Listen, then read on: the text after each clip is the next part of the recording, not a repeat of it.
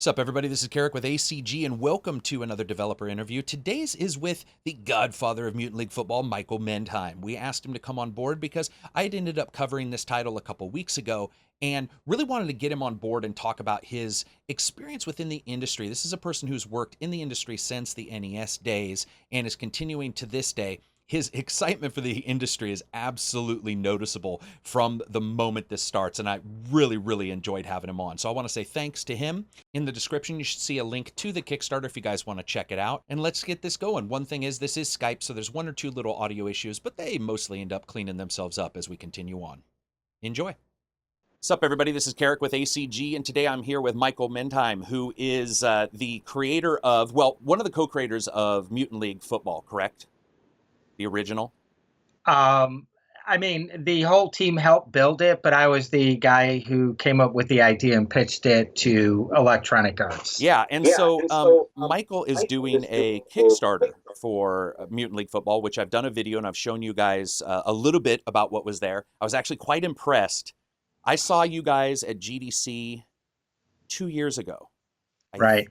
I think it was GDC, and it was GDC or PAX, and I was so, even then, I was like watching it over you guys, somebody was playing, it might have been you talking to somebody, and I was watching it, I was like, that looks pretty good, like, it's actually pretty good, and then when I got the beta, I was like, whoa, this is, or what your guys are calling it, an alpha. Well, no, it's not alpha yet. It's not even alpha yet? No, it's pre-alpha. We won't be alpha until, like, you can play the game online, right? Right. So that's our big, last, risky, scary feature is our online. Right. Yeah, it's. I was really impressed. So I asked him to come on, and we're just going to ask him some questions. At the end, we'll have some patron questions as well. So the first thing that everybody wants to know is how you got started in the business. Oh, okay. Well, I started as an illustrator. I went to Art Center College of Design in Pasadena, and I came out, had a job before I graduated at an ad agency in Chicago. And I was doing box covers for like Transformers and Voltron and all of that. Ooh, all right. I was a pretty good illustrator back in the day. And then that slowly got me involved in doing some game box covers. Mm-hmm. So I did a variety of game box covers, and that slowly led me into some character design and environment design. And this is going back in the day, right? This is going back to like NES days, right. Where the dev teams consisted of like 2 or 3 people. But as over time, those dev teams grew, and then they needed like a designer on the team. So there were 4 people instead of 3. And I'd like design out maps and stuff for the artists or engineers to create, because a lot of times the engineers were doing the art. And somehow I got pulled into designing my first game, which was called Fester's Quest. And I did that based on Addams Family, right? Right. For yeah. Richard Robbins at Sunsoft. It was my first game. I made like a million mistakes on it. But yeah, I mean, that was like my design school training, a real product. But I was an avid gamer, and I kind of knew what I liked about games, and it came naturally. But again, you make a lot of rookie mistakes on your first title without, somebody just over you. Right. But the game did well. Like, it did 1 million units. Whoa. I did well off that game, and then I started switching from doing like Miller Lite college beer posters to designing video games. Mm-hmm. And that's kind of how I got my foot into the industry. Yeah, it's crazy. I was reading, I think one of the things, and we'll talk a little bit about the team, one of the things that blows me away is your guys' legacy. Like, there's, for example, musician, composer that you guys have has worked on pretty much everything since the start of, since people were beating skin drums, the dude seems to have been around, right? And yeah, I was really... And he's brilliant, I might add, and you're talking about Brian Schmidt. Yeah. Right? And Brian he was on the original Mutant League Football. He did the music for it. Yeah, I got some specific questions about that in a second. One of the things that was crazy to me when I was starting to check out Mutant League, I was doing some searches, and I found an interview with Game of Sutra. Do you remember I don't know if you remember doing this interview, or you did it and it was posted there, but it was in 2007. And you said, you had seen an online petition for a new Mutant League and you thought it was crazy. And you admitted that it was, oh, that was 14 years ago, but now we're plus 10 and you're actually doing it. Has it been like a crazy 10 years, or did you just sort of go like, I mean, how long ago, let's say, did you go, you know what, this is actually a thing? Well, when EA killed the title, Yeah. brand, they did that for a reason. And the choice was they wanted to make the world's finest sports simulation games. And they did, and it has worked out very well for them. They didn't do that to be mean to me or yeah, right. and they just did that as a very sound, smart business decision. Madden, the revenue Madden brings in compared to Mutant League was just, kind of a rounding error, right? So they made their right decision for the company, and Mutant League didn't fit into that strategy. It just wasn't in that real sports strategy. Right. So it died, and it died while, the game was a #1 hit. We were working on a sequel, Mutant League Hockey. We had a television show, a toy line, like it was doing fine. And there's any number of publishers that would have been happy to, right. Have that brand, but it is what it is. So, it was tragic for me personally. It hurt, but I moved on, went on to do some other really good product, but I kind of always, the technology It's your was baby. never there. You're right. Right. And, the community kind of kept it alive, and they were in my ear, and I'm still always getting fan mail about it. And when are we going to do another? And I'm explaining, I don't own the rights. But the timing seemed right around the 20-year point. And we had discovered that the trademark was abandoned. It's dead. Oh, gotcha. And I didn't want to use the exact same name, but I wanted there to be a connection, even though we're not like doing a retro. We're not doing a sequel. We're doing a brand new game, brand new vision. However, what's so important for the community and for myself is to keep the spirit of the original alive. Right. The things you loved the best about that original game, like we tried to capture that in this game. And how we did it was just, we've had our community just play it and talk to us and play it. We've never been like hiding the game. When it's had 1 million bugs, I've like thrown it out there at PAX and Gen Con and just let people play it and go, oh, this bug and it crashed. But, they were able to play it and provide just great feedback.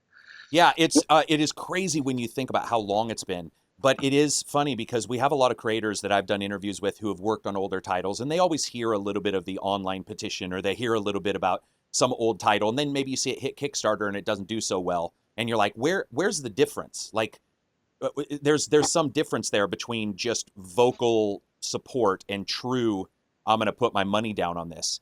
And yet, personally, I feel that you guys, when you put your money down, like, I feel that people instantly see something in this game that does harken back to those days.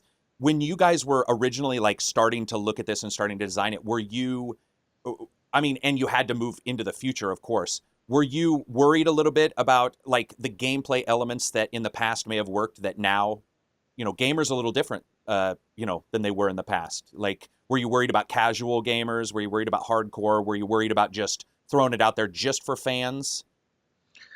No, because if we want to expand the market, so we don't get like the young kids, we're dead, right? Right. So, but we value our community and the fans that love the original game. They're like our core focus.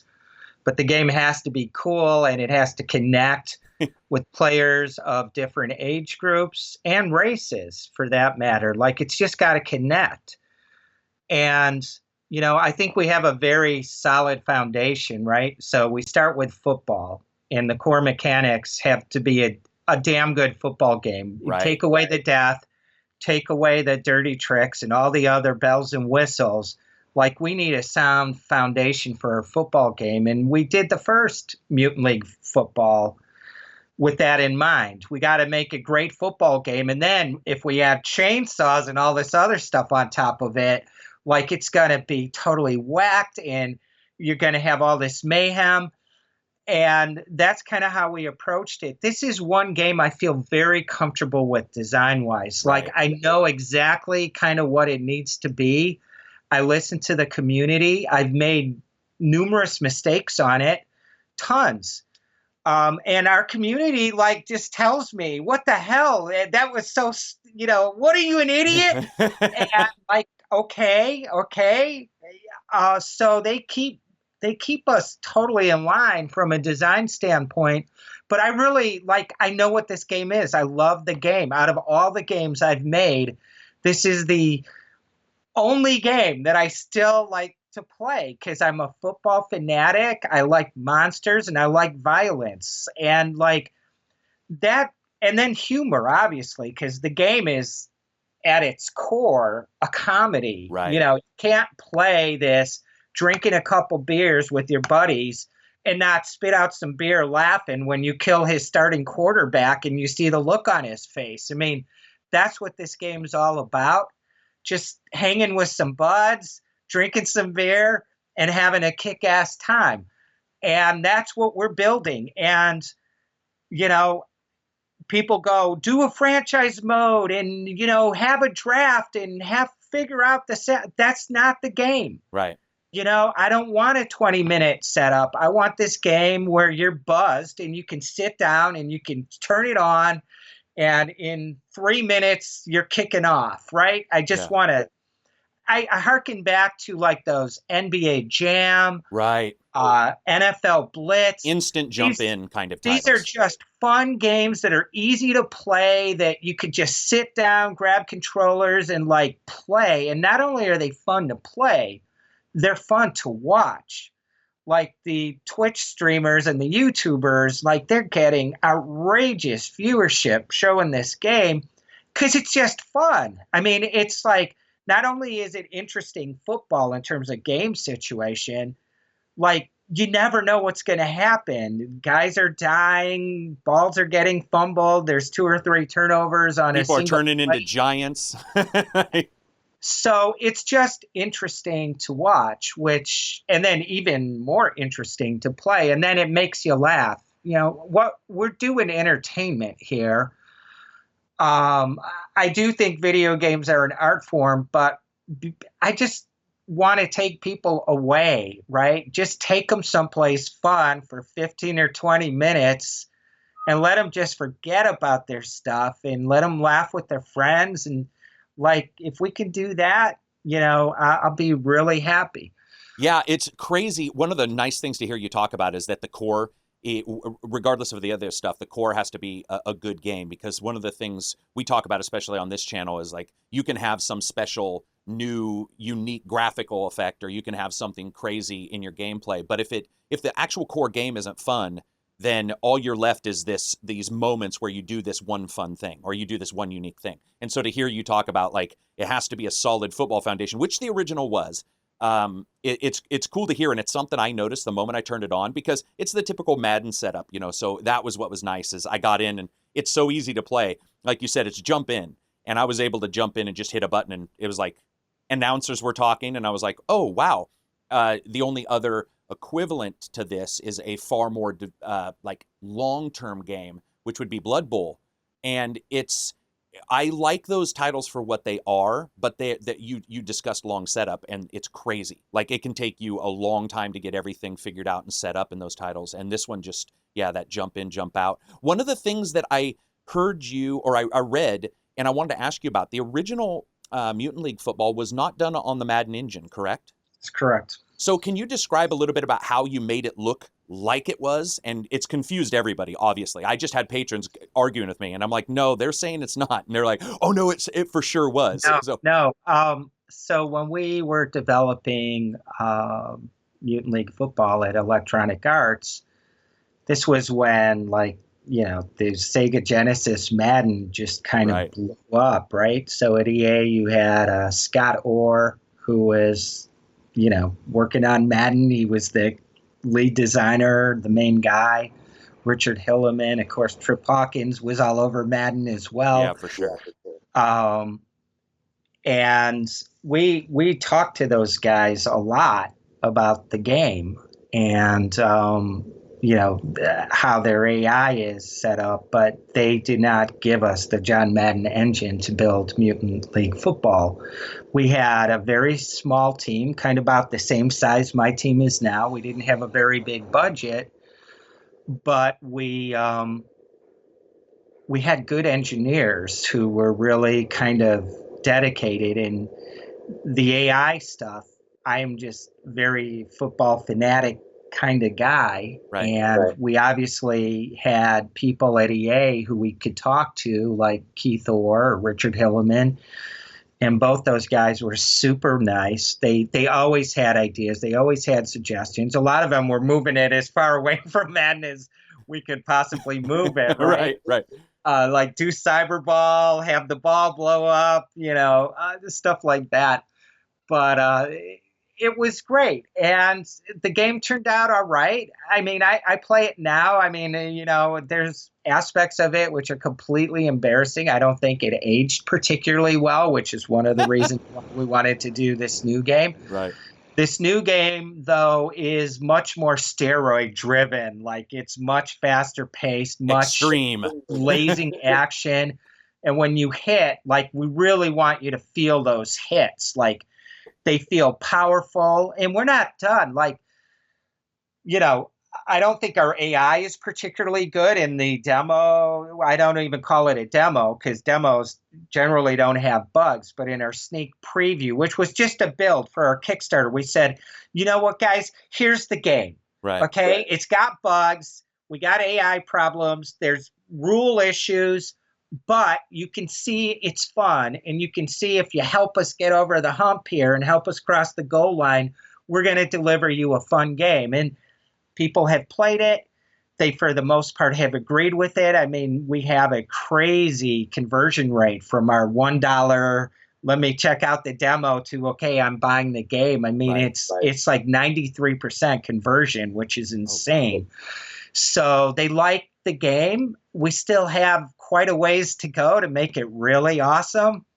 But, it's there. It's fun. You'll laugh. So yeah. I'm happy about that. Before we move on to the Kickstarter and stuff like that, do you have any, we always ask a developer, like, any funny stories in their past, especially like maybe on the creation of either this current title or the past Mutant League, any like crazy bug stories or anything that maybe is still in the game that you hope people don't notice, but you're like, there's a bug here. And if, just weird little goofy stories.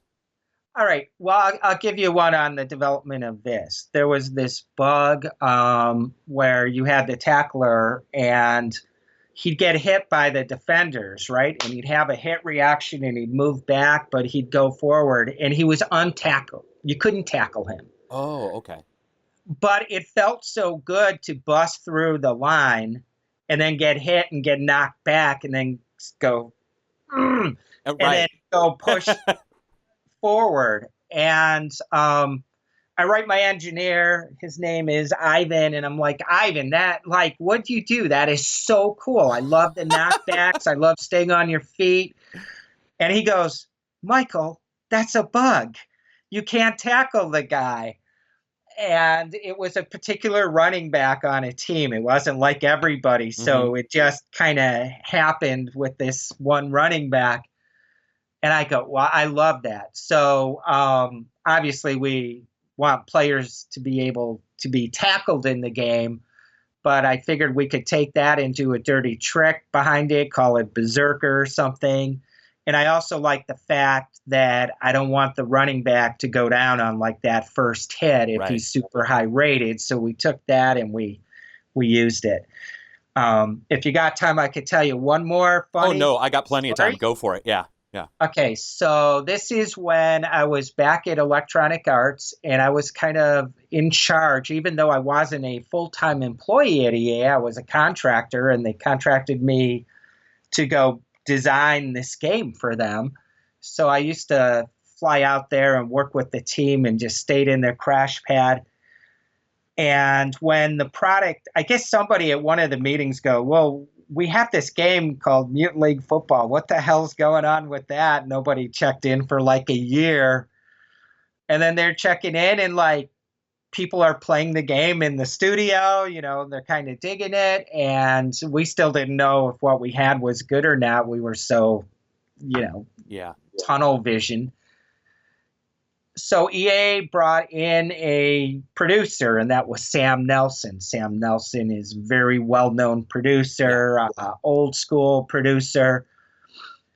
And when he came in, he's asking guys to fix some stuff. They're like, no, you got to go call Mendheim. You got to call Mendheim. Sam calls me. He's a very slow talking dude.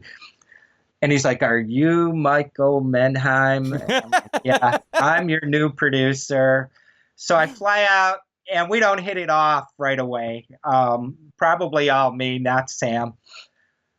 And Sam takes me out golfing to just like get away from the studio so you can have some one-on-one time. We drink some beers, and neither one of us are good golfers, although he's much better than I am. Of course, we're playing at Half Moon Bay, whereas a golf course, you're on the cliffs that are like 400 feet over the pounding Pacific. Of course, I slice my ball, and it lands just a few inches from the edge of the cliff. And I go over there, and there's Sam just standing right there. And I'm like, Sam, one push, no one will know, and the product is yours. Oh, he didn't kill me that day, so we got along. Exactly. It's like at that point, hey, he technically saved your life, so you have to like him. Yeah, no, those are awesome. I always love to hear like little stories like that, especially when you hear about, a bug that becomes a feature, or, those are always super interesting, I think, to gamers, because everything's so clinical now. It's like every bug should be removed, and that's great. You don't want a bug in the end game, but if you can turn it into a skill, to me, that there's something awesome about that. So, moving on to Kickstarter, you're at almost 100,000. Obviously, I think before you guys end, you'll be over that. Was it when you put it together, were you like, I think we'll hit this, in this amount of days? Did it exceed it? Did it hit exactly what you thought? Well, we did a Kickstarter with this idea a couple of years ago, and It failed miserably. It was a disaster, and the community, basically said, "Look, this is the game we want, and it's the only thing we want." So it got us on the right track. I was scared to death with this Kickstarter, man. I was petrified. We were going, "This is what we need." But if we go a little less, we'll have a better chance. I had no idea it was going to be as successful as it is. And nothing felt better on the fourth day as the New England Patriots are going into overtime in a remarkable Super Bowl that we hit our goal right as the game was going into overtime. It was completely ironic. I'm very grateful to our community and the Kickstarter backers. It's very hard to do sports on Kickstarter, and they've been great. And I'm so happy and grateful. Words cannot express it.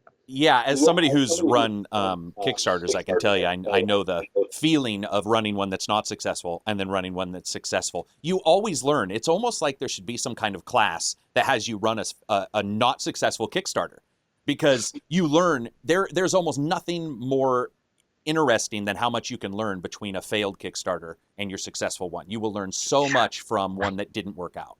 And, those experiences that are kind of like the most painful in life are the ones that grow you the best. And ours was a disaster. And I reached out to the most venomous of our backers, the people who thought I was trying to steal their money and I was a shyster and all of that. And I spent 6 months doing nothing but talking to those guys, understanding their concerns and their issues, and then trying to redeem myself. Yeah, well, it worked out. How big is the team now that you're currently working with? So we have like 7 guys that are kind of working on the project, and we also work with contractors as needed. And we also have our community helps us out, right? So our community submits ideas, help us name the players, Right. come up with concepts for dirty tricks. They're very much involved in our development process, and they know what we're doing. We don't keep many secrets from them. They help decide what the race types are going to be and all of that stuff. Yeah, it's very cool to see you guys. I mean, I think a lot of people know that embracing your whomever likes your game is important, but I think with a game like this, that's a recreation of something that's so long ago, it works so much better because not to be rude, but if they're still around and still talking about it, those are the people that will support it verbally, that will support it, financially, that will go out and tell others, and to reach out to the people who are venomous, which is actually something I do with a lot of trolls. You do find out that many times there's a very specific reason that person feels a particular way. Is there anything, without giving away like any names or anything, is there anything that came in as a complaint that you were like, oh, whoa, this person, like, they're right, like, yeah, this what, yeah, Oh, I think they were right about 80% of their issues, right? They don't want the game on a mobile platform, even though the right, decision to put it on a mobile was one of money. We didn't have a lot. And you have to remember, I like work on, at studios. I'm not an indie. I am now, but I work at studios where $40 million, $30 million on a project is just kind of like your average working budget. You're right, not trying to build a project for under $1 million because everybody knows it's not possible to do that. So my mindset was still in an EA mode. It was just not at the right place. okay, And it was an atrocious, I screwed up everything. And they didn't like the art direction. They didn't like it. It didn't work on any level. And I'm trying to put it into here's how mobile games look. And nobody liked that. Nobody liked the dumbing down of it. right. And they didn't want it. All they wanted was a next generation Mutant League Football. Mutant League Football game. It doesn't have to play the same, but God damn it, capture the spirit of the original, and it better make me laugh. Yeah. And that's what they wanted, and they want nothing else, and that's what we're making. Yeah, no, it's very cool. What when you talk about the differences between working at larger developers and then obviously on a Kickstarter, what's it like putting a team together? On a different. I mean, it's like must be a hugely different financial situation, obviously, but you also get to work a little closer, I'm assuming, with folks. Yeah. Well, it's a very small team, right? So you're all family. And of course, our team is in Ukraine and I'm in Chicago. So there's that. But I do travel out there and we're always on Skype. We're always talking. It's harder for sure, but it's the only thing we could afford. I couldn't have done this any other way. And my partner and co-founder of Digital Dreams Entertainment, Maxim Novikov, he put this team together. He runs the group in Kiev. And he worked at EA. He's done, a ton of games, Need for Speed, SSX. He knows games. He's a very brilliant guy, as are our engineers. We have a couple Godzillas on the team. And without having a couple Godzillas, this don't happen. Right, right. Yeah, it's interesting to me, too, that you guys, looking at your webpage and reading who's working on it, I'm not lying when I say that has to be one of the most, feature-packed and experience-filled rosters I've ever seen in a small team. Like, you start looking at it, and you're like, holy crap. Like we said, and we'll talk about the composer-musician in a second, but every single person I clicked on, I was like, wait a minute, they've worked on, and it's just lists of games. And it's like, oh, that's crazy. And I think it's so cool that Kickstarter allows for you guys to do something that, as you said, I just don't see this being made. I don't see an Activision or an EA stepping forward and saying, we're going to do this, or at least the way you guys want to do it. And so, I think that's awesome. We've tried. We've talked to just about every publisher there is on the planet. We didn't give up. we found a way, and we self-funded this thing. It's been very hard. But it's been awesome too, and it's been a struggle. And I know how to do this because when I was at 3DO, we didn't have big budgets, we didn't have schedules, and you learned how to squeeze the bang for the buck out of every penny. And if it's a feature that doesn't give you a bang for the buck, you don't need it. We don't have the luxury of competing with features. We could just get smashed. We can only compete on two levels. We can compete on fun, and we can compete on creativity. Nobody has a monopoly on creativity. Creativity is not bought. You can have poor people that have creative ideas. Right. So those are the only two fronts we can compete on: our creative energy and our focus being on fun. And that's our development. That's what we focused on. And everything we try to do it in an innovative way. Even if it's an idea from the old game, like bribe the ref and kill the ref, we're still going, okay, how can we do this? My favorite features, by the way.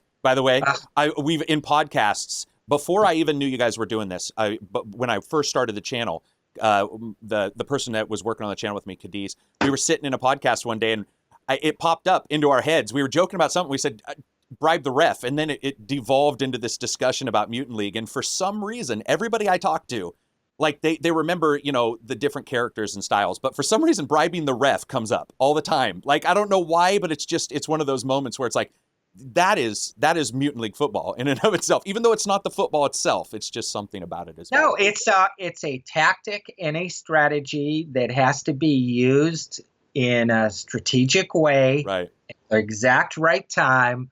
But when you do it and your buddy sitting beside you just thinks he scored the winning touchdown and it gets called back because of a player farting and his head explodes, it's the best feeling in the world. That's awesome. When you look at this technically, I was seeing that it of course it's co-op and everything. Is this going to be, I didn't see couch co-op, but as we're discussing, I'm assuming. In our sneak peek demo that you guys have, or if you don't have, I will send you like a build of another person here to play. I'll send you a build of the full game. As long as you have two Xbox One or DualShock 4 controllers, you can hook into your PC.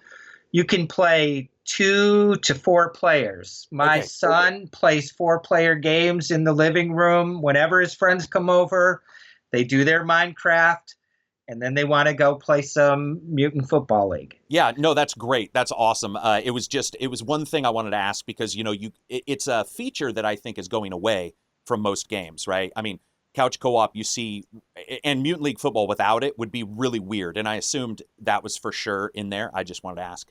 It was one of the first things we implemented because first and foremost, it's a multiplayer game. You'll have fun playing single player, but I mean, the game shines when you're with your buds and you're playing. So that was one of the first features we implemented so people could play it at PAX. Yeah, for sure. So Brian Schmidt, the creator of the dude's done a ton of stuff, but creator of the audio systems in the Xbox 360, I think, and also, of course, worked on the original Mutant League.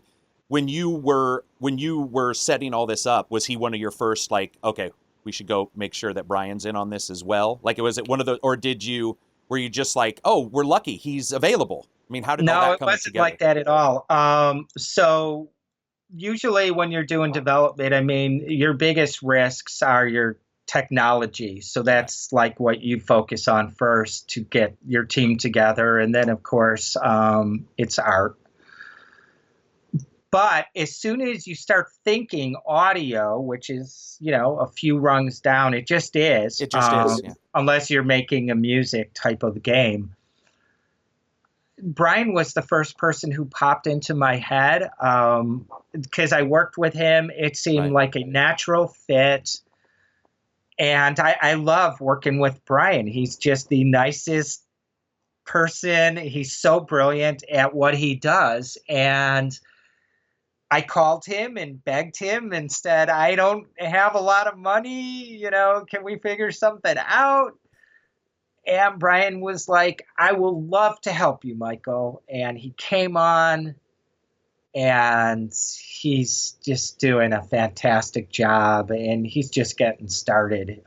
So he's awesome. I'm Yeah. so lucky. Our team is so lucky to have Brian Schmidt on it. I can't, words cannot describe.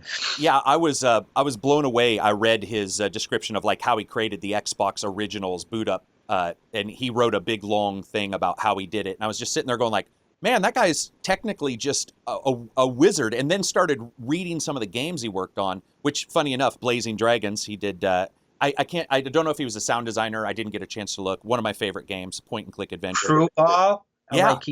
I mean, it just, the list goes on and on. Jungle Strike, World Heroes. I wrote a couple down, and I was like, "Holy shit, that guy's worked on everything!" Like, yeah, that's so awesome to see. Also, people who've worked together be able to work on a title that's a recreation that's 20 years later. Like, there's something very cool about that. Somehow Brian puts up with me, and then the other announcer, we've got Tim Kidsrow, which right? are awesome, by the way.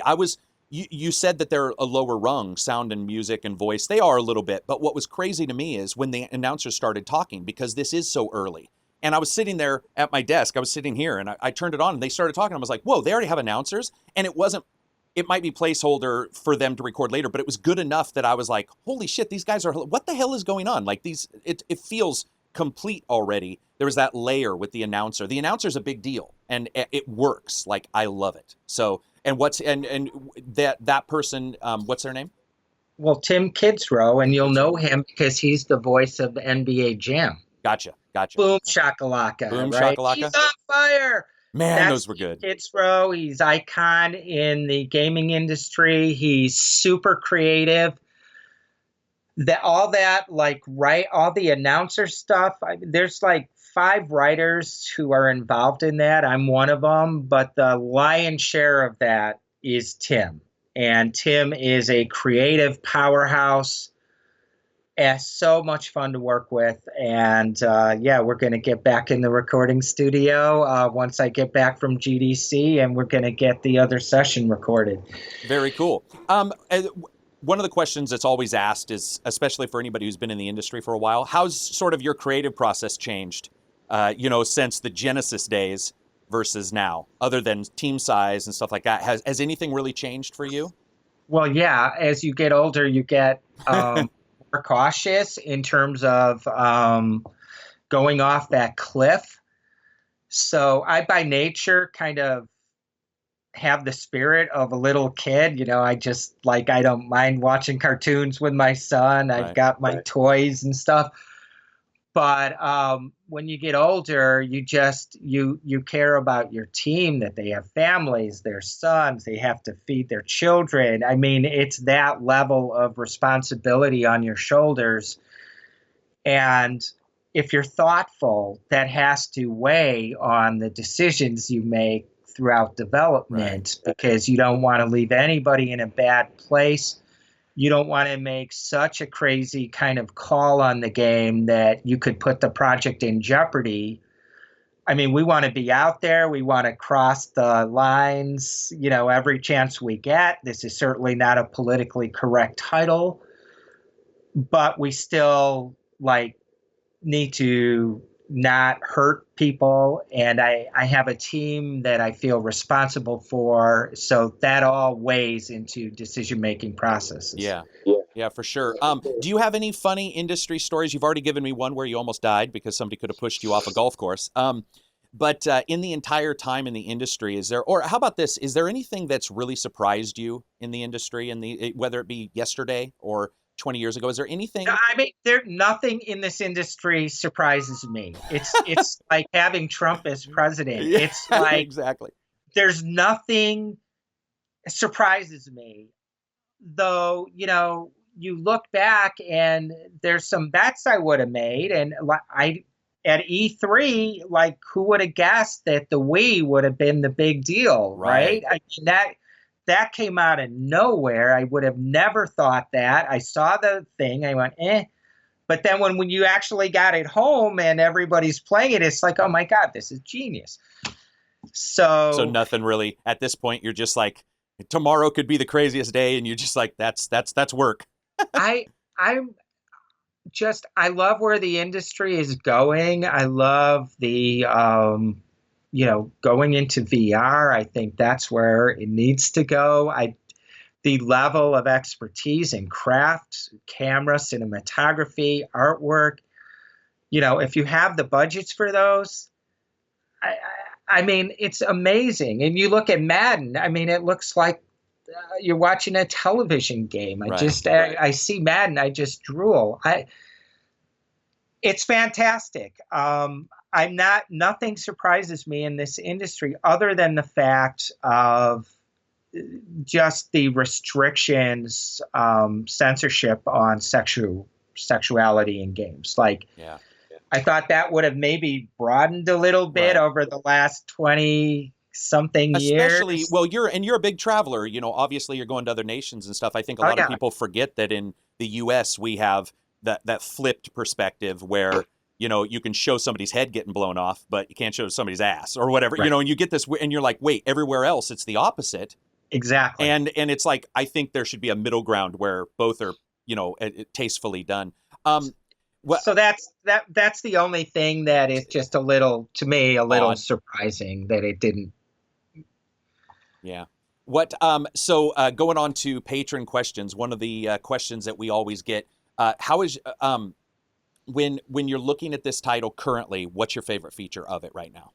Even if it's not the best feature, I just mean, like, what are you looking at right now going, oh, I love this, we just got this added? Is there anything in this current one?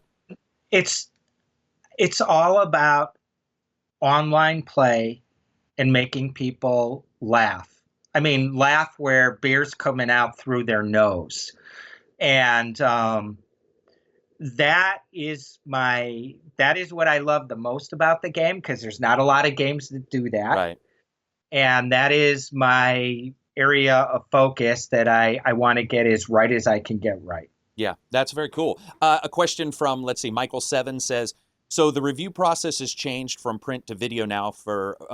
Has all of that, does it feel different to you? What's it like with some dude screaming touchdown on Twitch versus maybe having a game reviewed by, EGM or a diehard game fan back in the day? I like it where it is now. I mean, the YouTubers and the Twitch streamers, and I've gotten to know a bunch of them. I think they're great guys.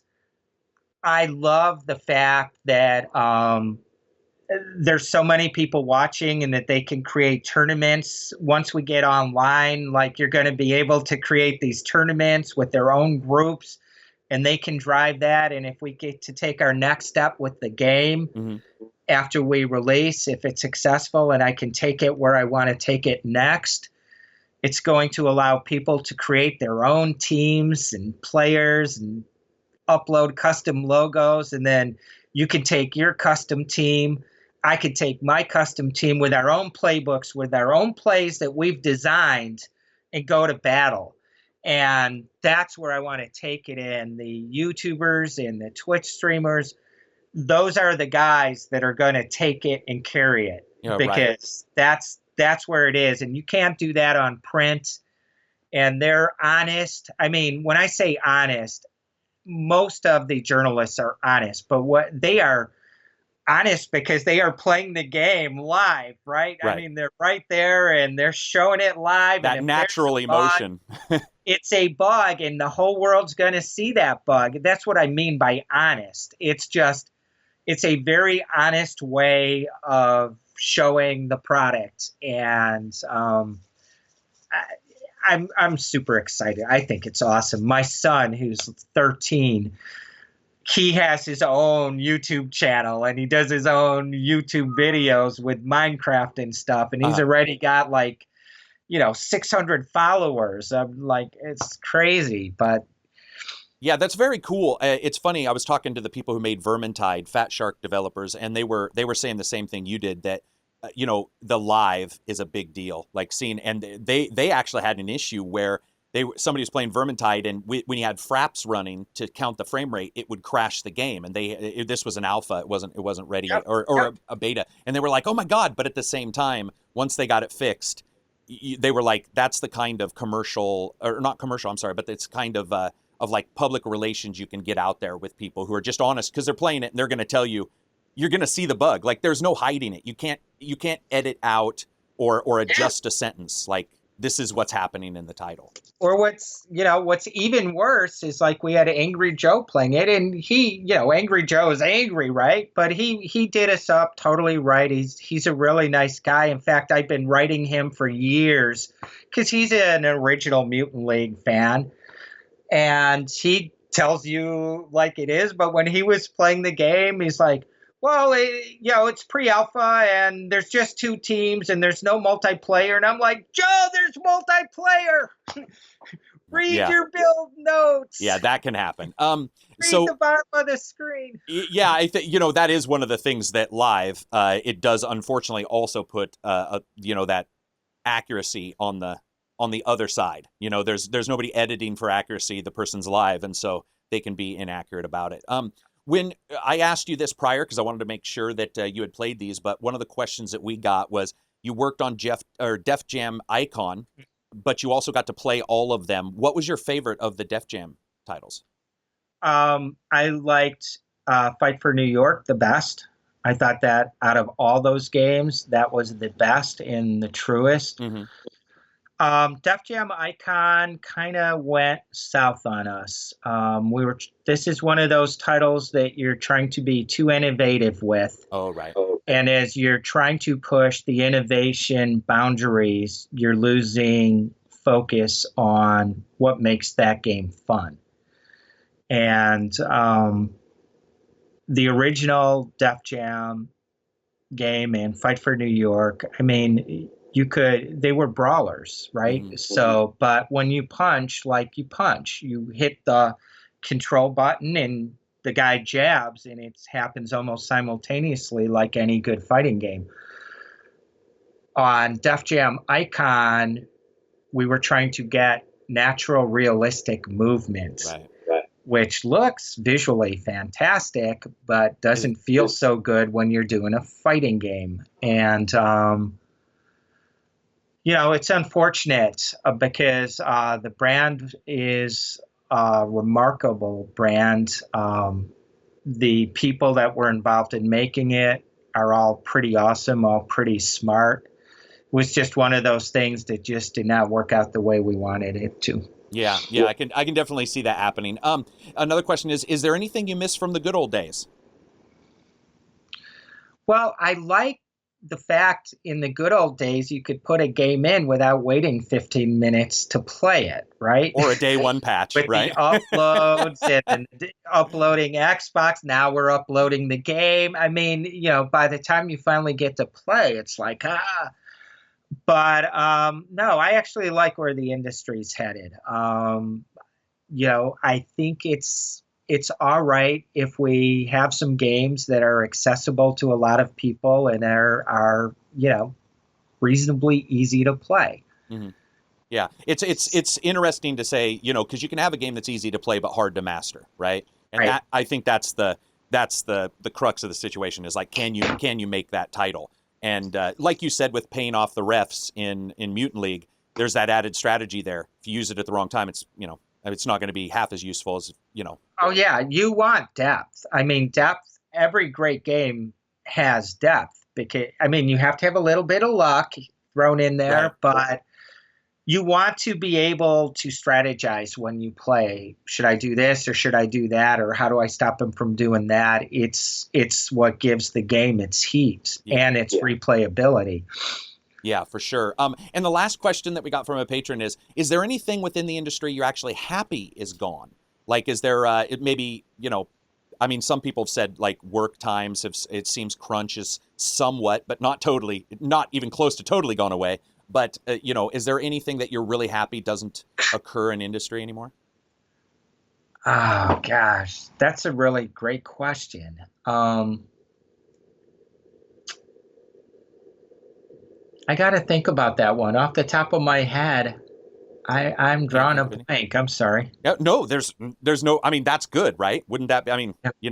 If it feels like it's still pretty good, that's great. I know some people who you know, as they've moved forward, they're like, man, I'm happy that, you know, especially I think in the past, there was almost no indies. You know, now you can have indie titles and stuff like that, Yeah. and so you have those situations. But no, I'm really happy to hear it. I mean, you know, I love the industry, and whether it's been working as an indie or working at a big publisher, you know, overall, it's been a really awesome industry mhm. to me.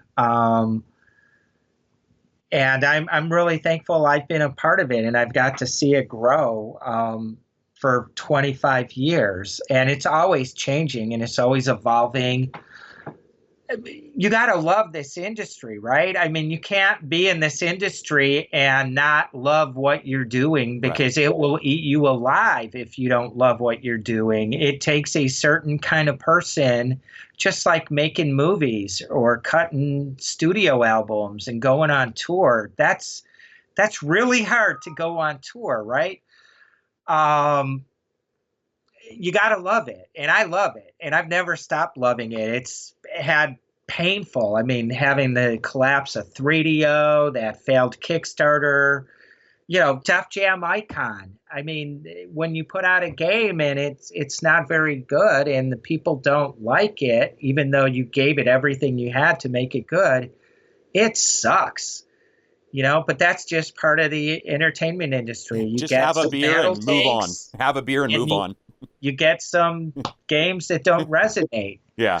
But Yeah. you got to try new things, right? And that's Right. what we wanted to do with Def Jam Icon.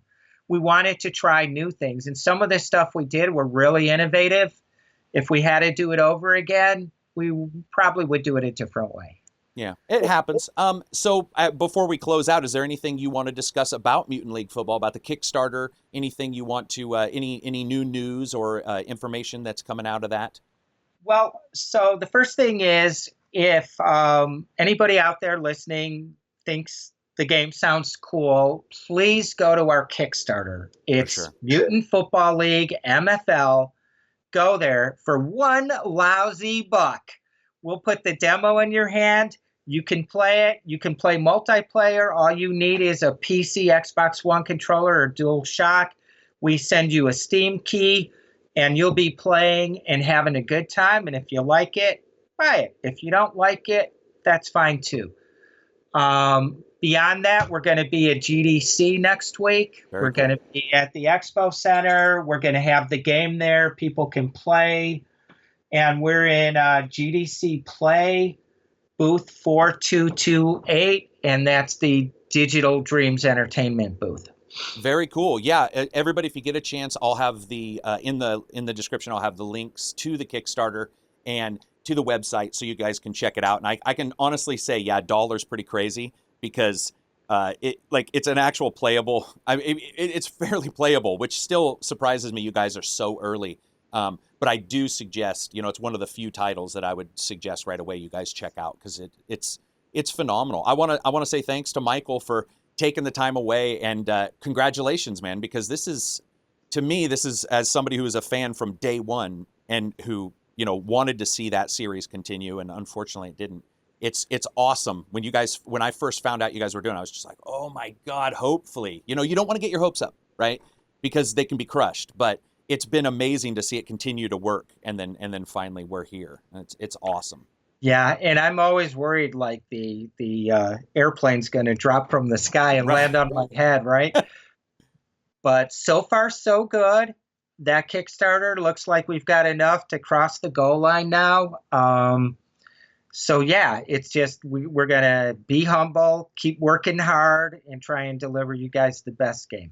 Yeah, very much so. I'm super excited for it. If you stick around for a second, Michael, after I stop this video, I'd appreciate it. Everybody else, please check out the descriptions in the links. I will definitely have those there. And $1 for a demo, not too bad. Peace out, everybody.